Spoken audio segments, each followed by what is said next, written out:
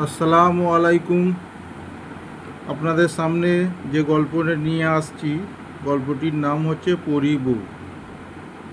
আচ্ছা, সাফোয়া তো আমাকে ভালোবাসে, কিন্তু আমি তো ওকে মেনে নিতে পারছি না। তাহলে ওর সাথে এই মেলামেশা, এই সম্পর্কটার মানে কি? আমি তো চাই ওর কাছ থেকে দূরে থাকতে, কিন্তু ও তো থাকছে না। ছোটবেলায় দাদির কাছে গল্প শুনতাম, পরীরা যদি কাউকে পছন্দ করে তাকে ছেড়ে যেতে চায় না, তাকে নাকি তাদের রাজ্য পরিস্থানে নিয়ে যায়।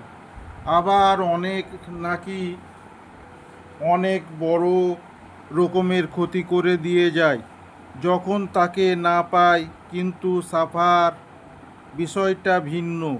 ও আমাকে ভালোবাসে সত্যি, কিন্তু আমি কখনো বলিনি ও আমাকে সারা জীবনের জন্য পরিস্থানে নিয়ে যাবে, বরং আমার সাথে এখানে থাকবে এটা বলেছে।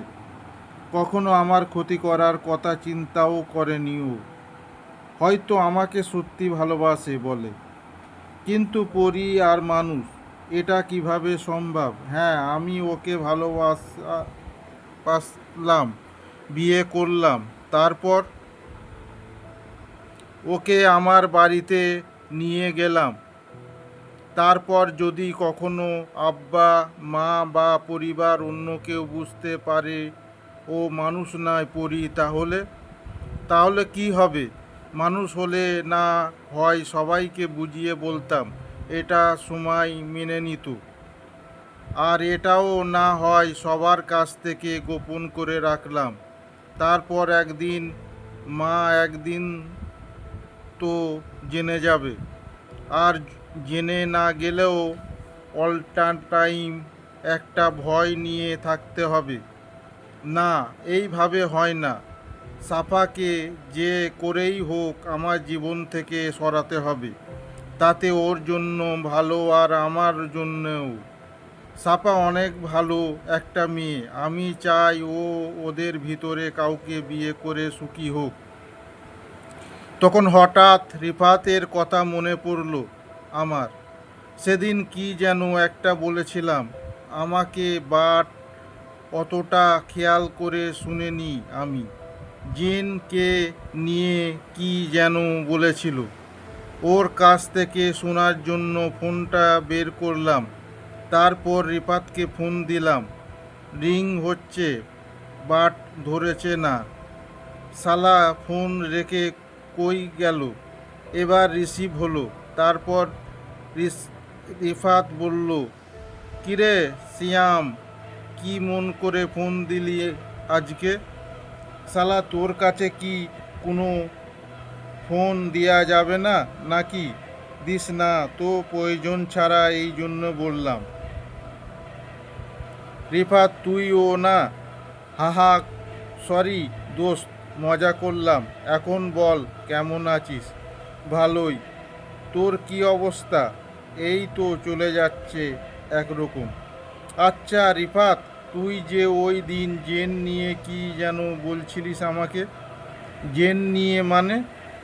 আরে গাদা, জেন আর তোর ভাবির কথা কি একটা? ও হ্যাঁ, আমার একটা ভাবিকে জেন আসর করেছিল। ওনাকে নাকি জেনে নিয়ে চলে যাবে। তাই তো আব্বা আর মা গিয়েছিল ভাবিকে নিয়ে একটা তান্ত্রিকের কাছে। আমি বললাম, তান্ত্রিকের কাছে কেন? তান্ত্রিক ভাবির কাছ থেকে ওই জেনটাকে তাড়িয়ে দেবে তাই। এখন তোর ভাবির কি অবস্থা? ওই জেন কি তোর ভাবিকে ছেড়ে চলে গেছে? হ্যাঁ, গেছে। আচ্ছা দোষ, ওই তান্ত্রিকের অ্যাড্রেসটা আমাকে মেসেজ করে দিস তো। অ্যাড্রেস নিয়ে তুই কি করবি সিয়াম? এমনি, যদি কখনো দরকার হয় তাই রেখে দেব। আচ্ছা ঠিক আছে, দেব। আচ্ছা দোস্ত, তাহলে রাখছি এখন। ভালো থাকিস তুই। রিফাতের সাথে কথা বলে ফোনটা রেখে দিলাম। সাফার কথা এখনও কাউকে জানাইনি আমি। জানালে কেউ বিশ্বাসও করতো না, আরও অনেক ঝামেলা করতে হতো। এটা ভেবে কাউকে বলিনি। হঠাৎ ফোনে মেসেজ টোনটা বেজে উঠল। দেখলাম রিফাত তান্ত্রিকের ঠিকানাটা দিয়ে একটা মেসেজ দিয়েছে। তাড়াতাড়ি করে রুমে চলে গেলাম। তারপর রেডি হয়ে তান্ত্রিকের উদ্দেশ্য রওনা হলাম। দেরি করতে চাচ্ছি না আমি, এই জন্য আজই যাচ্ছি। তান্ত্রিকের কাছে যখন পৌঁছালাম তখন 3টা বাজে। দেখলাম উনি চোখ বুজে বসে আছে, হয়তো ধ্যানে বসেছে। এরা তো এমনই করে, তাই ধারণা করলাম ধ্যানে বসেছে। তান্ত্রিক কিছু সময় পর চোখ খুলে তাকালো আমার দিকে। তারপর ওনাকে সব কিছু বললাম সাফার বিষয়ে। তান্ত্রিক আমাকে বলল সাফা 1 সপ্তাহের মধ্যে আমাকে ছেড়ে চলে যাবে। 1 সপ্তাহ পর আবার আসতে বলল ওনার কাছে। তান্ত্রিকের কাছ থেকে বের হয়ে বাড়ি আসতে আসতে সন্ধ্যা হয়ে গেছে। সিঁড়ি দিয়ে উঠছি আর মনের মধ্যে নানা রকমের প্রশ্ন ঘুরপাক খাচ্ছে। আসলে কি সাফা আমার জীবন থেকে সরে যাবে, নাকি তান্ত্রিক আমাকে মিথ্যা বলেছে? কি হবে শেষ পর্যন্ত কিছুই বুঝতেছি না। দেখা যাক কি হয়, অপেক্ষা করা ছাড়া তো উপায় নাই। ভাবতে ভাবতে রুমের দরজা খুললাম। দরজা খুলে ভিতরে সাফাকে দেখে চমকে গেলাম। আজকে একটু অন্য রকমভাবে এসেছে। পরনে নীল শাড়ি, নীল টিপ, নীল চুড়ি আর চোখে কাজল। অদ্ভুত রকমের সুন্দর লাগছে ওকে। নীল পরীর মতো সুন্দর, কিন্তু চোখের কাজল লেপ্টে চোখের চারপাশে লেগে আছে। আর চোখটাও অনেকটা ফোলা ফোলা। তাহলে কি কেঁদেছে ও? কিন্তু কেন? আমাকে দেখে বলল, ও সিয়াম, তুমি এসেছো? এত দেরি করলে কেন? জানো সেই কখন থেকে তোমার জন্য অপেক্ষা করছি। অপেক্ষা কেন? ও ভুল হয়ে গেছে। তোমার জন্য তো অপেক্ষা করা যাবে না, কারণ তুমি তো আমাকে ভালোবাসো না। জানো আজকে তোমার জন্য সেজে এসেছি, কারণ তোমার তো নীল রং পছন্দ, তাই নিজেকে নীল রঙে রাঙিয়ে নীলিমা বানিয়ে এসেছি তোমাকে সারপ্রাইজ দেব বলে। কিন্তু কাকে সারপ্রাইজ দেব? যে আমাকে ভালোবাসবে না তাকে? যে আমাকে তাড়ানোর জন্য তান্ত্রিকের কাছে গেল তাকে? কান্না করতে করতে কথাগুলো বলছে সাফা আর চোখের পানি মুছছে। চোখের কাজল এখন সারা মুখে ছড়িয়ে আছে, কালো দেখা যাচ্ছে ওকে। একটু থেমে আবার বলতে শুরু করলো, জানো সিয়াম, অনেক ভালোবাসি তোমাকে, কিন্তু আজ যখন জানতে পারলাম আমাকে তোমার বিরক্ত লাগে, আমাকে তোমার জীবন থেকে তাড়িয়ে দেওয়ার জন্য তান্ত্রিকের কাছে গেছো, তখন নিজেকে নিজে বিশ্বাস করতে পারছিলাম না যে আমার সিয়াম আমাকে তাড়াতে চায়। অনেক কেঁদেছি আমি। আমার লাইফে এত কান্না কখনো কাঁদেনি। আমি কাঁদলাম কেন? আমার ভালোবাসা কি ভুল ছিল, নাকি যাকে ভালোবাসতাম সেই মানুষটা ভুল ছিল? আমার ভালোবাসা ভুল ছিল না, আমার ব্যর্থতা। আমি তোমার মনে আমার জন্য ভালোবাসা সৃষ্টি করতে পারিনি। হেরে গেলাম আমি। হেরে গেল আমার ভালোবাসা। আমি বুঝতে পেরেছি সিয়াম, জোর করে ভালোবাসা হয় না। তাই আমি তোমার জীবন থেকে চিরদিনের জন্য দূরে চলে যাচ্ছি। কখনো ভালোবাসার দাবি নিয়ে তোমার সামনে আসবো না। ও হ্যাঁ, ভেবেও না ওই তান্ত্রিকের ভয়ে আমি চলে যাচ্ছি, কারণ আমি যদি না চাই এমন কেউ নেই যে এই সাফাকে তাড়াবে। কিন্তু আমি থেকে কি করব? তুমি তো আমাকে চাও না। ভালো থেকো সিয়াম, নিজের দিকে খেয়াল রেখো, আর একটা ভালো মেয়ে দেখে বিয়ে করে নিও, যে তোমাকে আমার থেকেও বেশি ভালোবাসবে। আমি ওর কথা শুধু চুপচাপ শুনে যাচ্ছি, কিছু বলতে পারছি না, বা বলার মতো কোনো ভাষা খুঁজে পাচ্ছি না আমি। তারপর সাফা ফের বলতে লাগলো, জানো সিয়াম, অনেক আশা ছিল তোমাকে বিয়ে করব, সংসার করব, আমাদের কিউ বাবু হবে, কিন্তু তা তো আর হলো না। অনেক বেশি আশা করলেও তা কখনো পূরণ হয় না, তাই না? আমি এবার চুপ, কারণ এই কথাটা উত্তরও আমার জানা নাই। সিয়াম বলল, বলো, আমি চলে যাচ্ছি, আর কখনো আসবো না তোমার সামনে। যাবার আগে তোমাকে একবার জড়িয়ে ধরতে ইচ্ছা করছে। একবার জড়িয়ে ধরতে দেবা আমাকে? কথাটা বলে আমাকে শক্ত করে জড়িয়ে ধরলো। সাপা ও অনেক কান্না করছে। ওর চোখের পানিতে আমার জামা প্রায় ভিজে গেছে। অনেক খারাপ লাগছে আমার, নিজেকে বড় ধরনের সেলফিশ মনে হচ্ছে। তারপর সাপা বলল, শ্যাম, আমি এবার চলে যাচ্ছি, ভালো থেকো। কথাটা বলে সাপা আমার চোখের সামনে অদৃশ্য হয়ে গেল। সাপা চলে যাবার পর নিজেকে অনেক একা একা লাগছে। কিছুই ভালো লাগছে না। রাতে না খেয়ে শুয়ে পড়লাম। বারবার সাপার কান্না ভেজা মুখটা চোখের সামনে ভেসে উঠছে। অনেক খারাপ লাগতেছে। অনেক বড় অন্যায় করে ফেলেছি সাফার সাথে।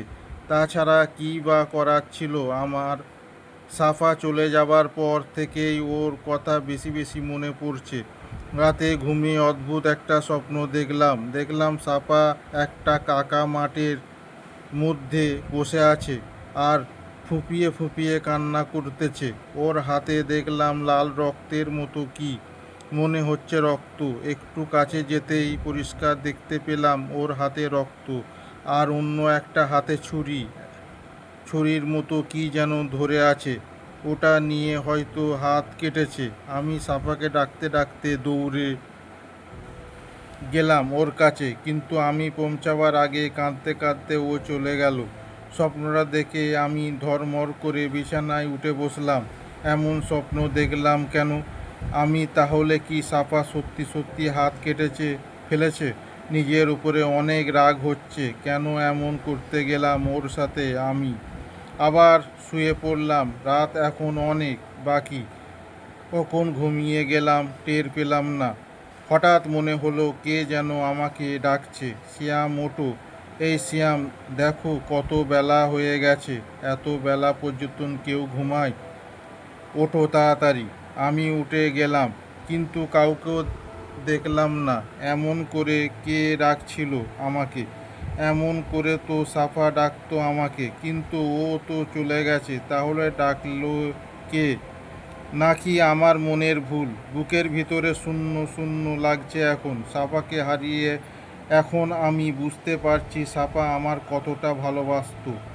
কিন্তু এখন বুঝে আর কি হবে? যখন বোঝা তখন তো বুঝলাম না। ওকে তো আমি হারিয়ে ফেলেছি আমি। না, আমি সাফাকে খুঁজব। যে করেই হোক ওকে আমার খুঁজে বের করতেই হবে। খুঁজে বের করে ওর কাছে আমি ক্ষমা চাইব ওকে হারিয়ে। তারপর বুঝতে পারলাম ওকে আমি ভালোবেসে ফেলেছি। আমি বের হয়ে গেলাম বাসা থেকে। খুঁজতে হবে যেখানে ও সেখানে ওর সাথে ঘুরেছি।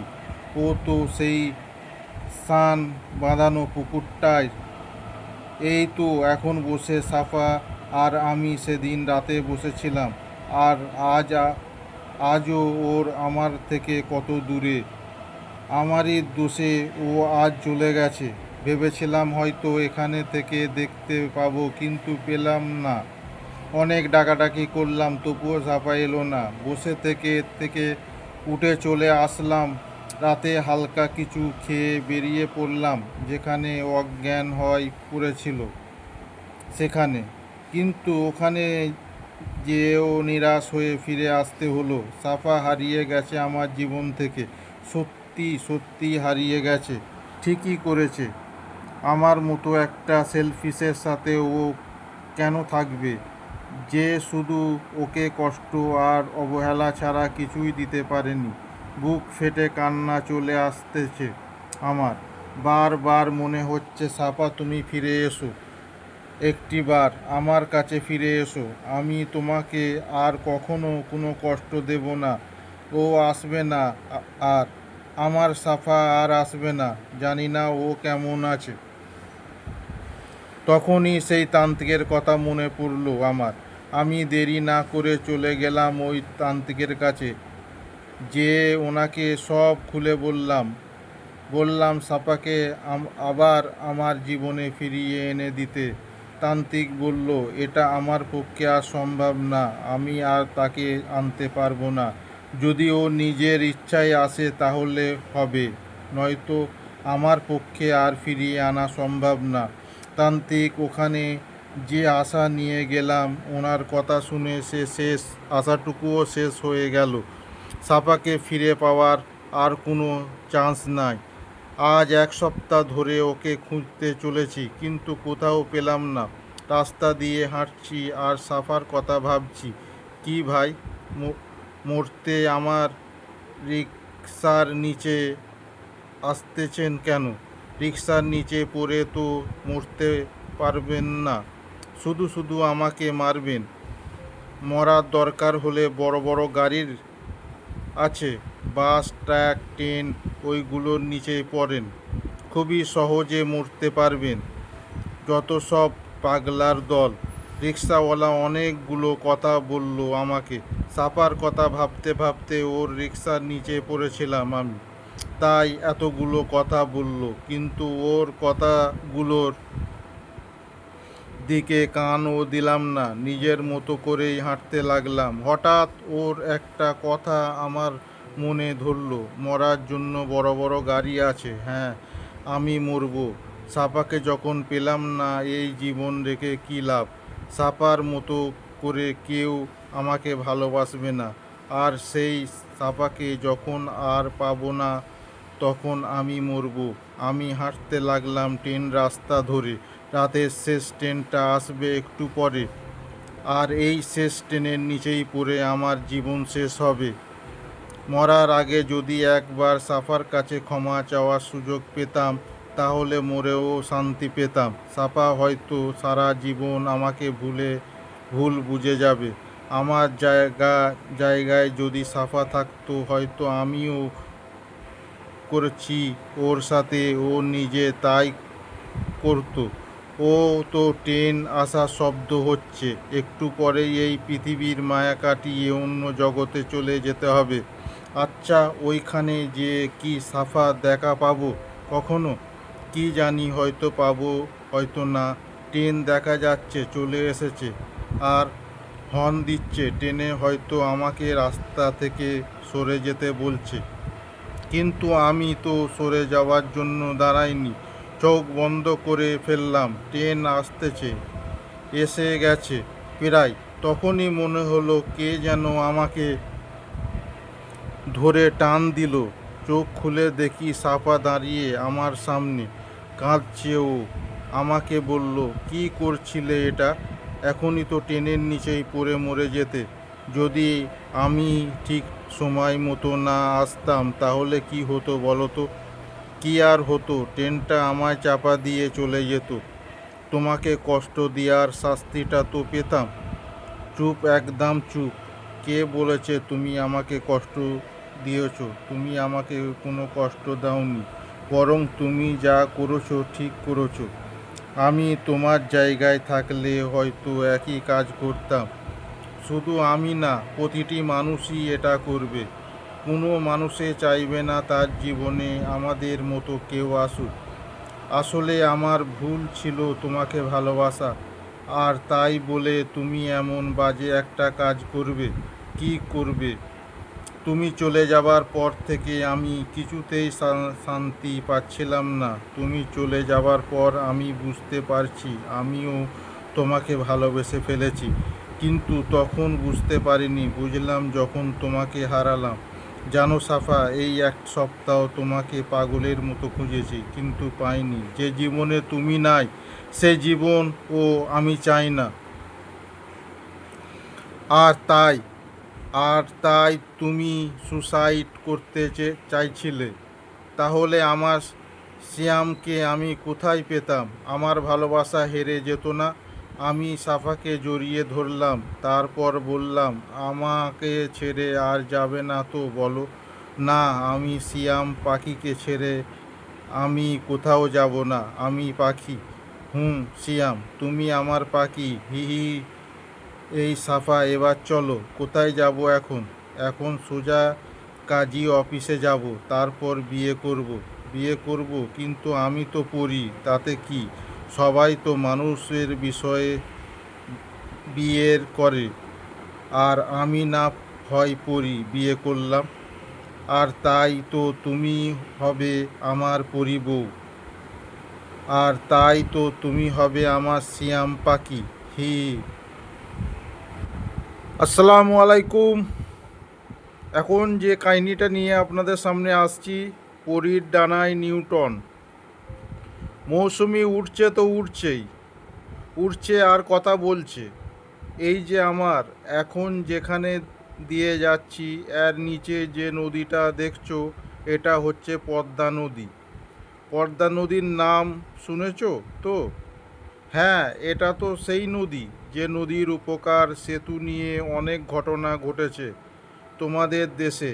এই সব নিয়ে আমরা পরীরাও হাসাহাসি করি। এটা অনেক। বিস্মিত হয়ে নিউটন বলল, অদ্ভুত ছেলে তো তুমি, একসাথে এত প্রশ্ন করলে জবাব দেব কিভাবে আমি? আর আমি ইলিশ মাছ খেয়েছি শুনে এত অবাক বা হচ্ছ কেন বুঝলাম না। আমি জানি ইলিশ তোমাদের দেশের মানুষের খুব প্রিয়, তাই বা বলছি কেন। শুধু বাংলাদেশের নয়, বিদেশিরাও এখন দেদার ইলিশ খাচ্ছে। তাই একদিন আমার খুব ইচ্ছা হয়েছিল জানতে যে ইলিশ এমন কি মাছ যা সবার পছন্দ করে। আমি খেয়ে দেখলাম, কিন্তু আমি ইচ্ছা করলেই তো আর ইলিশ মাছ খেতে পারবো না, বা কিনতেও পারবো না। আর কিনলেও আমি তো আর রাঁধতে জানি না। তাই আমি করলাম কি, আমি একদিন বিদেশি মহিলা হয়ে গেলাম। কি কাণ্ড!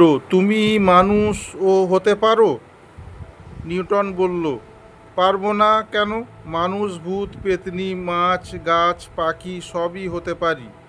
আচ্ছা শোনাও না গল্পটা। তুমি শুধু ডিস্টার্ব করো, এটা তোমার একটা খারাপ অভ্যাস। তাই আমি এক বিদেশি রমণী হয়ে তোমাদের কারওয়ান বাজারে ঢুকে পড়লাম। তুমি কারওয়ান বাজারেও চেনো? ওটা কোথায়, কোন জেলায়? চিনি, ঢাকায়। ওইখানে সব জিনিস পাইকারি দরে পাওয়া যায়, তবে একসাথে বেশি করে নিতে হয়। কি আশ্চর্য, তুমিও যা জানো আমিও তো জানি না। সেটাই তো স্বাভাবিক। মানুষ নিজেরটা নিজেই চেনে না, জানে না। ও যে রবীন্দ্রনাথ বলেছেন না, দেখা হয় না চক্ষু মিলিয়া। এবার নিউটন বিস্মিত আর বাদ মানে না সেই চিৎকার করে ওঠে, আর সাথে সাথে নড়ে যায় সে। পরীর পিঠের উপর থেকে সে পড়ে যেতে থাকে, তবে পড়তে পড়তে খাবলে ধরে পরীর ডানা, আর আত্মিক চিৎকার করে ওঠে, বাঁচাও বাঁচাও। মৌসুমি এক ঝটকায় আবার তাকে পিঠে বসিয়ে দেয়, বিরক্তর সাথে বলে, তুমি বড় অধৈর্য। এত ছটফট করার কি আছে? পড়ে গেলে কি হতো বলো তো? না মানে তুমি রবীন্দ্রনাথের নাম জানো, তার কবিতাও জানো, তাই অবাক হলাম। আমি তো মাত্র কদিন আগে রবীন্দ্রনাথের নাম জানলাম। উনি আমাদের বিশ্বকবি। উনি আমাদের বিশ্বকবি। কবি আবার মানুষের কবি, পরীর কবি, এসব আর কি? কবে হচ্ছে সবার কবি? এটা তোমাকে কে বলেছে? এটা আবার কাউকে বলতে হয় নাকি? এটা তো আগে থেকেই জানি। ওহ আচ্ছা। আরে আচ্ছা আচ্ছা করতে হবে না, তুমি চুপ থাকো, শুধু প্রশ্ন করো, আর ভালো লাগে না। আচ্ছা এবার গল্পটা শোনো। মৌসুমি পরী বলল, আমি কারওয়ান বাজারে গেলাম, এক মাছের দোকানদারের সামনে দাঁড়ালাম। সেখানে তখন প্রচণ্ড ভিড়, দাঁড়াবারও জায়গা নেই। তাছাড়া আমিও জানতাম না শুক্রবার দিন সব মানুষ হুমড়ি খেয়ে পড়ে বাজারে। আমি ওই শুক্রবার দিনে গিয়েছিলাম, আর মানুষরা মোটেও সুবিধা না। দেখছে একজন মহিলা দাঁড়িয়ে আছে, তাকে মোটেও জায়গা দেয় না। তুমি কিন্তু বড় হয়ে অমন খারাপ হবে না মোটেও। মনে থাকবে তো? যাক শোনো, কোনো রকমের তো দাঁড়িয়ে আছি, হঠাৎ দোকানদারের চোখ পড়ল আমার উপর। সে ভাবলো বিদেশি যখন যা দাম চাইবে তাই দেবে, তাই সে উঠল।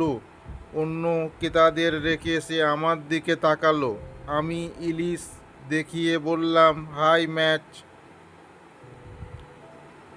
124 dozen. What is the mean of dozen? এবার সে একজন ক্রেতার সাহায্য নিয়ে বলল, 12 piece. Okay, 12 piece how much. এবার সেই ক্রেতার সাহস নিয়ে বলল, 25,000। Okay, give me 12 piece. আমি 12 পিস মাছ কিনলাম। কেনার পর পরে গেলাম বিপদে।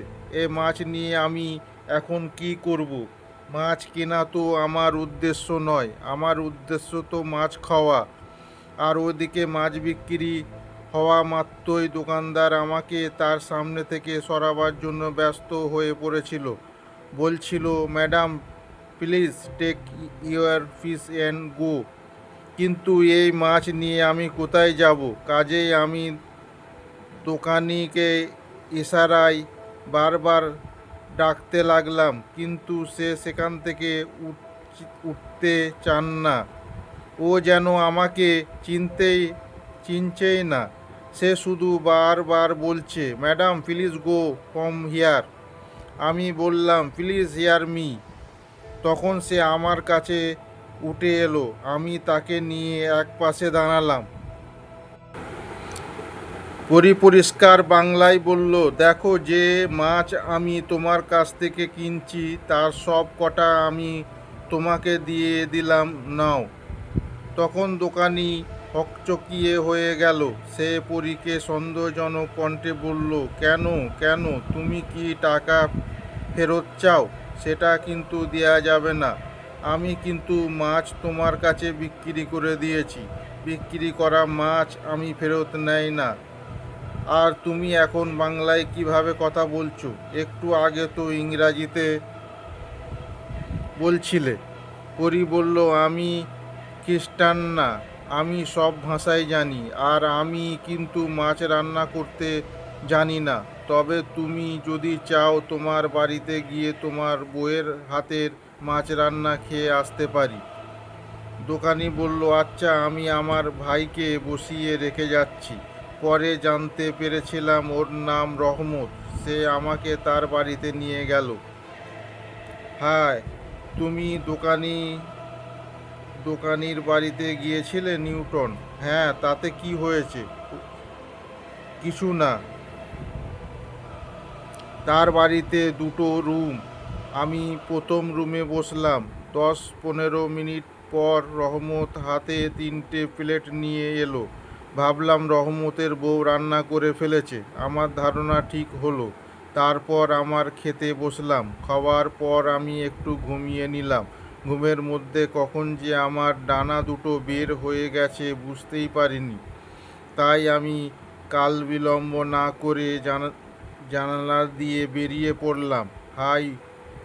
যাই হোক, কোনো মতে বাঁচতে পারলাম। তারা দেখে ফেললো আমার সর্বনাশ হয়ে যেত। বন্ধুরা, আপনাদের সামনে আর একটি গল্প নিয়ে এসেছি। গল্পটির নাম সুন্দরী পরীর অহংকার। এক সুন্দরী পরী ছিল। সে খুব সুন্দর ছিল। তার সুন্দর হওয়া, তার খুবই অহংকার ছিল নিজের উপর। বনের অন্যান্য পরীরা নিজেকে সুন্দর বলতে গেলে সে অহংকারী পরীটা তাদের সাথে ঝগড়া লাগে। তাই একদিন বনে খুব ফুল ফুটেছিল। পরীরা রাজ্য বনে ফুল ফোটাটাকে তাদের মেলা বলা হতো। তাই সবার শেষে ফুলটার উপরে বসে যায় আর মধু নিতে থাকে এবং মজা করতে থাকে। ওর মধ্যে সেই অহংকারী পরীটাও ছিল। সেই ফুলের মিলাতে বাকি পরীদের সাথে সেই অহংকারী পরীটার ছিল। কিছুক্ষণ পর খুব বড় ঝড় আসে। সব পরীরা নিজের ঘরে চলে যায়, কিন্তু সেই অহংকারী পরীটা ভাবে সে খুবই সুন্দরী। সে এখানে রাজ্যের রানী হওয়ার সে এইখানে রাজ্যের রানী হওয়ার জন্য ঘূর্ণিঝড়ের সাথে লড়বে। আর যদি নড়ে ঘূর্ণিঝড়টাকে হারিয়ে দেয়, তাহলে তাকে এখানে সুন্দরী রানী বলে মানা হবে। এই ভাবতে ভাবতে পরীটি সেই ঘূর্ণিঝড়ের দিকে এগিয়ে যায়, কিন্তু তার এগোতেই এগোতেই ঘূর্ণিঝড় প্রায় শেষ হয়ে যায়। তাই সেইভাবে আর সেই সুন্দরী রানী হতে পারল না। তার মনে একটা কথা ছিল যে যদি এখানে সুন্দরী রানী হয়ে যায়, তাহলে সবাইকে এখানে তার চাকর হয়ে থাকতে হবে।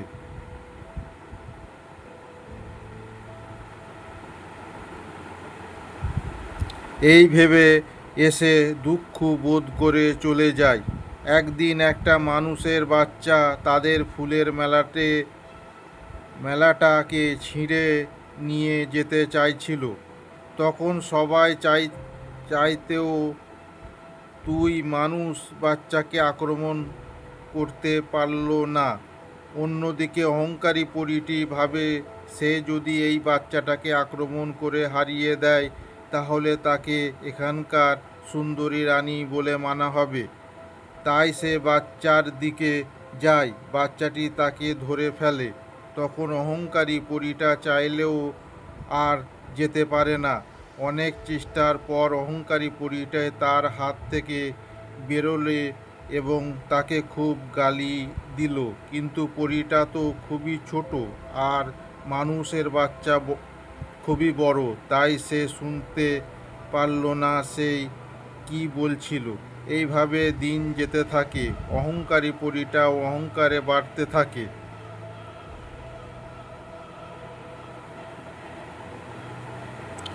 তাই একদিন একটা মৌমাছি তাদের উপরে আক্রমণ করে। অহংকারী পরীটি তখন আবার তাকে আক্রমণ করতে যায়, কিন্তু সে পারল না। শেষে বাধ্য হয়ে তেমনি থাকে আবার আসতে হলো। অহংকারী পরীটি হবে এইভাবে আক্রমণ করলে চলবে না। তাই সে পরীর রানীর কাছে যায়।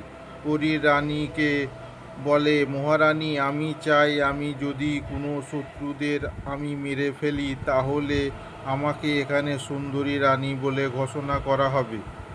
তাই শুনে রাজ্যের রানী বলল, এ সম্ভব হবে না। তুমি যদি আমাদের রক্ষা করো, তবে তোমাকে এখানে সুন্দরী রানী বলে ঘোষণা করা হবে। কিন্তু আমার একটা শর্ত আছে। অহংকারী পরীটি বলে, কি শর্ত?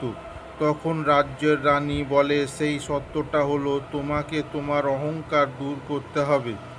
তুমি যে সুন্দরী তা না, হয়তো তোমার থেকেও আরও কেউ সুন্দরী থাকতে পারে। অহংকারী পরীটি তা শুনে বলে, না, এইগুলো আমি কখনো করব না। আমি যদি তোমাদের শত্রুর হাত থেকে রক্ষা করি, তাহলে আমাকে এখানে সুন্দরী রানী বলে ঘোষণা করতে হবে। তাই এই জেদ দেখে রাজ্যের রানী বলে, ঠিক আছে, তুমি যদি আমার শর্তে না মানো, তাহলে ঠিক আছে, আমি তোমাকে একবার চান্স দেব শত্রুদের মারার। যদি তুমি ফিরে চলে আসো, তাহলে তোমাকে এখানে সুন্দরী রানী বলে ঘোষণা করা হবে না। তখন অহংকারী পরীটি বলে, ঠিক আছে। রাজ্যের রানী ইচ্ছা করে এটা তাকে বলে, কারণ অহংকারী পরীটি কোনো শত্রুকে মারতে গেলে আবার ফিরে আসে। তাই তাকে সে এটা করতে বলল। একদিন সে জঙ্গলের এক গুন্ডার আসে। তখন অহংকারী পরীটি দেখে তাদের জঙ্গলে একটা গুন্ডার আসে, সে গুন্ডার সবাইকে হারিয়ে দিচ্ছে। তাই দেখে অহংকারী পরীটি আগে চলে যায়। গন্ডার কি তাকে দেখে তাকে চেপে ধরে। অহংকারী পরীটি তখন ভয় পেয়ে যে কারণ তাকে অনেক জোরে চেপে ধরেছে। অহংকারী পরীটির আর নড়তেও পারছে না। এরপর রাজ্যের রানী নিজের রাজমহলে জানলা দিয়ে যখন দেখে সেই অহংকারী পরীটা গন্ডারের হাতে পিচকে যাচ্ছে, তখন রাজ্যের রানী খুব হাসতে থাকে আর মনে মনে বলে, নিজের শত্রুকে মেরে সুন্দরী রানী নিজেকে ঘোষণা করতে যাবি? তার সঙ্গে সেটাও ভাবে, সে তো খুব সুন্দরী, আর উপর থেকে তার খুব বড় একটা অহংকার। হয়তো গন্ডার হাতে তার এই বড় অহংকারটা চলে যাবে। তখন রাজ্যের রানী দেখলো সেই গুন্ডারটা অহংকারী পরীটাকে মেরে ফেলেছে। তখন রাজ্যের রানী সেই সৈনিক দিয়ে সেই গুন্ডারটাকে মারল। গুন্ডারটার অনেক জোড়া আঘাত লাগায় গুন্ডারটি নিজের হাত থেকে অহংকারী পরীটাকে ছুঁড়ে ফেলে দেয়। তারপর গুন্ডারটাকে সেখান থেকে পালিয়ে যায়। অহংকারী পরীটি এত সব সহ্য বলে হ্যাঁ গেছে। এইভাবে সুন্দরী পরীর অহংকার ছাড়ানো হয়েছে।